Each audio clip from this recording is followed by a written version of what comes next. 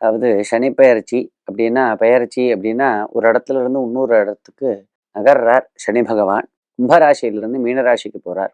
வாக்கிய கணித ரீதியா, வாக்கிய பஞ்சாங்க ரீதியா, திருக்கணிதப்படி ரொம்ப நாள் முன்னாடியே இந்த சனி பெயர்ச்சி ஆயிடுத்து அப்படின்னு சொல்றா.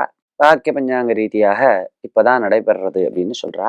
சனி பெயர்ச்சி அப்படிங்கிறது ஒரு பெரிய மாற்றத்தை ஏற்படுத்தும் ஒவ்வொரு தனி மனுஷனுடைய வாழ்க்கையிலும்.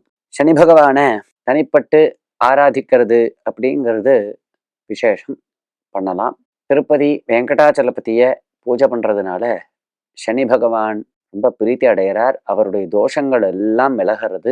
அதே மாதிரி ஆஞ்சநேயரை வழிபடுறதுனால சனி கிரகத்தினால ஏற்படக்கூடியதான சகல உபாதைகளும் விலகிறது அப்படின்லாம் நம்மளுக்கு புராணங்கள்ல இருந்து தெரியறது. அதே மாதிரி ஐயப்பன் என்று சொல்லக்கூடிய தர்மசாஸ்தா, ஐயப்ப பக்தர்களை சனி பகவான் ஒண்ணுமே பண்ண மாட்டார், அவளுக்கு அனுகூலமா தான் இருப்பார் என்றெல்லாம் நமக்கு புராணங்கள் கூறுகின்றன.